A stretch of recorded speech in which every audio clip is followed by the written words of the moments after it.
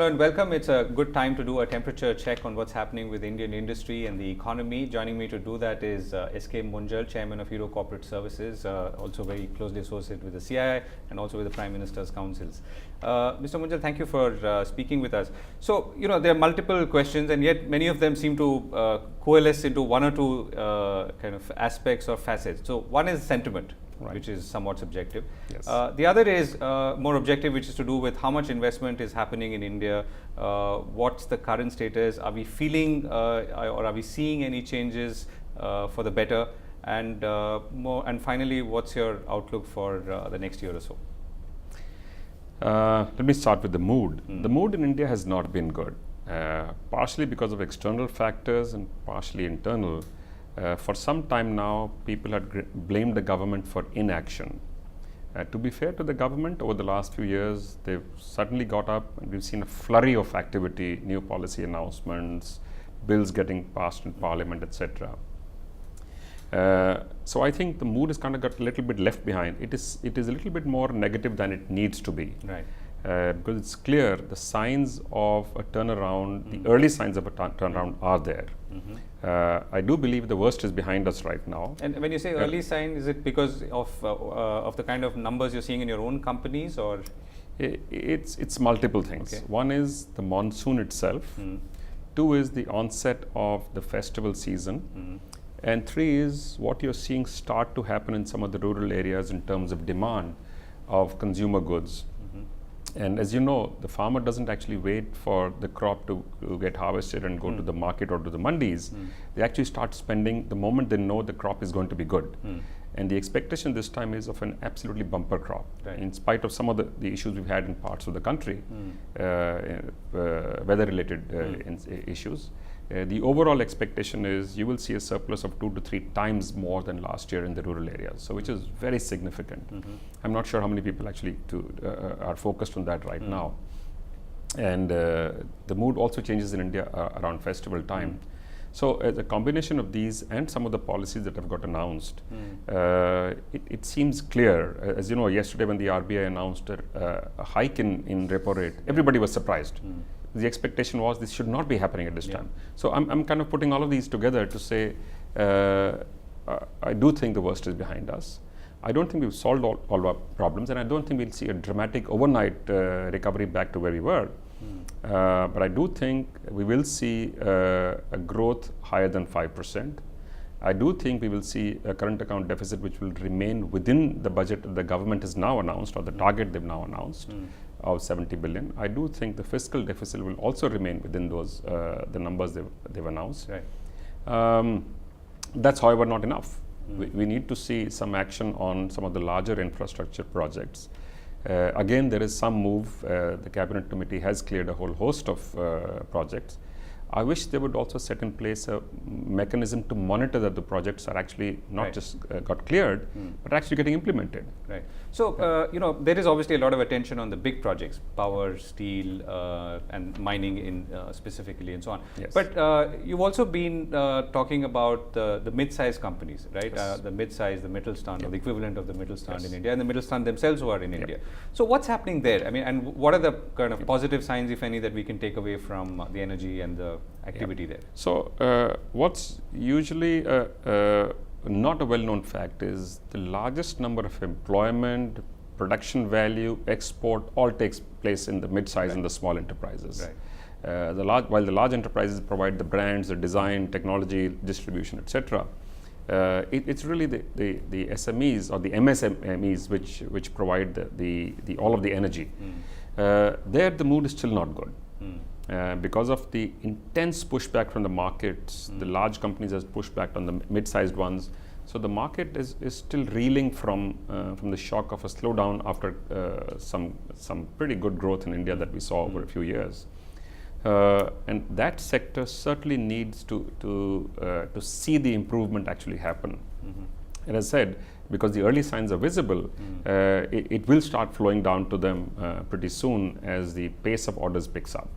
The worrisome thing is that our capital formation, which is investment in capacity, has gone down quarter on quarter for 12 quarters now. And it's not only the large enterprise, it's also the mid-sized and small enterprise which have not been investing. Right. So when this does turn around, as we expect and hope it will over the next few months, we will hit a capacity wall. Right. So a larger manufacturing question again. So obviously the figures are bad. I mean, 15 to 16% of GDP, and we've all been talking about it. Yes. Again, the Prime Minister's been focused on it. We've had councils on it, and yet are we seeing sufficient action on ground, which reflects some kind of national effort in this direction? So one of the facts we need to recognize is we don't do a good job of telling people the good things that we are doing in India. And that's a fact, by the way. And I'm not saying to criticize anybody, but it's a reality. The National Manufacturing Zone policy, which got announced a little while ago, is an absolutely outstanding piece of work. However, it's an outstanding piece of work if it gets implemented as designed. Okay? And eventually it's all about implementation. It's never about announcements, as you know.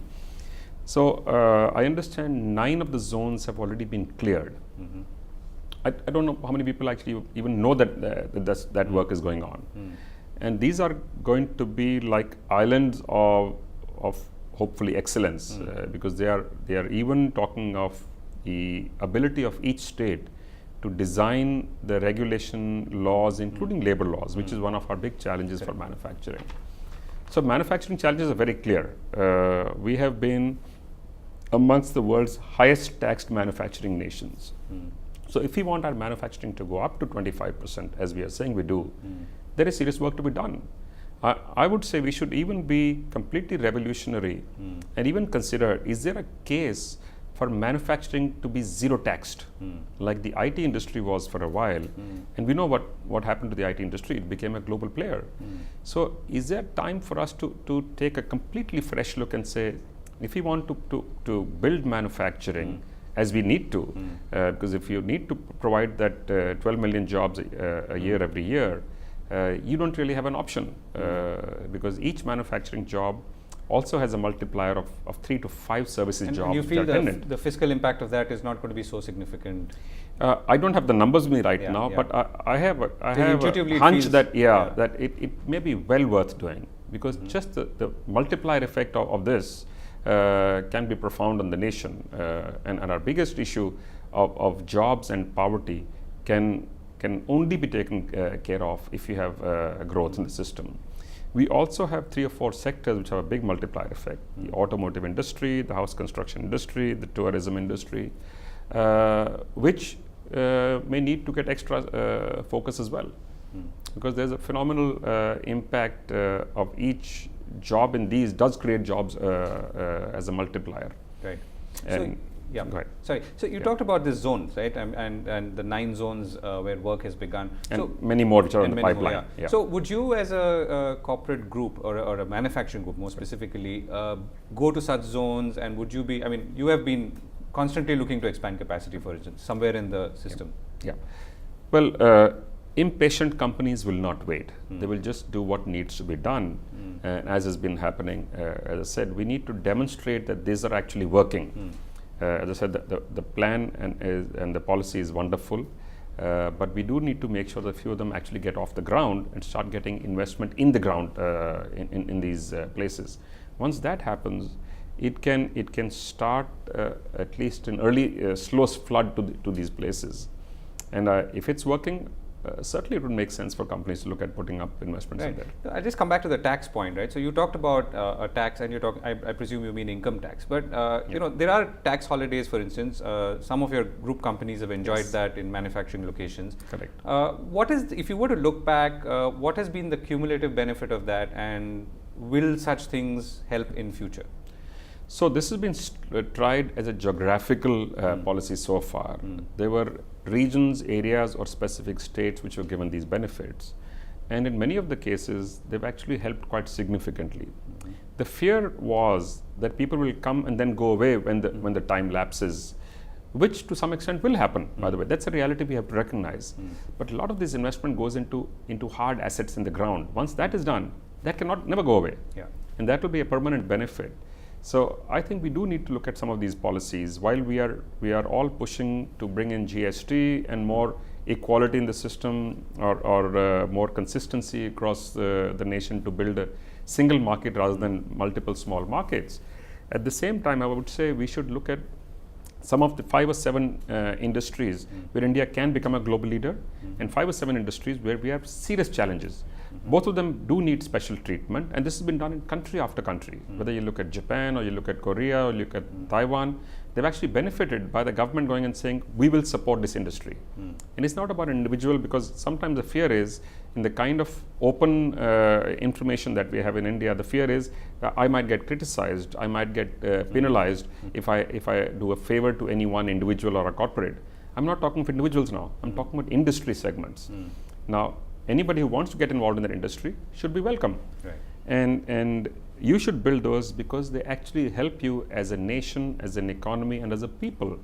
So we do need to change some of our attitude towards doing specific things for specific segments. Take agriculture, for example. You know, agriculture is the most regulated part of the Indian economy.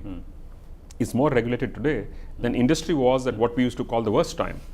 And agriculture has the potential probably be the largest value added in this system.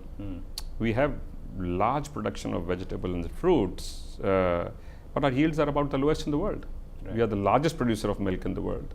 Our yield is still amongst the lowest in the world.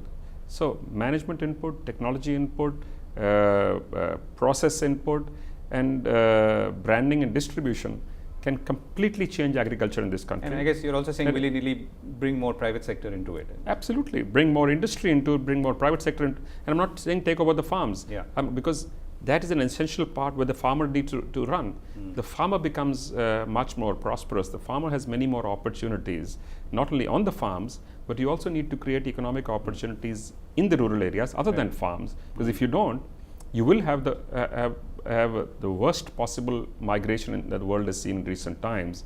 And our urban areas are already creaking. The infrastructure is not able to keep up with the population that we already have in the urban areas. Right. So I'm sorry we strayed from your discussion. But it all fits but in. It's actually part of the same puzzle. These are all moving parts of the same piece that we're all trying to and that's where my starting about. Question was. So let me ask you the last question on the Indo-British corridor. Yes. So you've had investments in Scotland, and you were telling me that it was quite successful in as much as you were able to ramp up, and then finally you exited. Are you looking at more new kinds of investments as a group? What are the areas would they be? So as a group, we are trying to build ourselves into a global enterprise, so which obviously means that we will go outside. Our two-wheeler company, which is the largest part of the group, has just gone into 8 new markets, as you're aware, because we made that as public announcements. And some of those involve manufacturing, some involve assembly, and some involve pure distribution. And this will depend, of course, on the market and the needs on each one individually. We have, as you said, been in the UK. We've exited from there. We are looking to also look for new opportunities within Europe, and whether it's UK or not, I don't know right now. But we do want to see how we can create more global presence for us as a business. And if you were to take a step back, so you are still in a kind of global expansion mode. I mean that's really my question in some ways, UK being one part of it. Oh, absolutely, yes. We are now looking to see how any business that we look at in the future should not look at India as the only source and or the only market, because it's possible to use the knowledge, connections, expertise that one has learned over time to build businesses which have a much more broader reach. Right, Mr. Munjal, thank you very much for speaking with us. Thank you.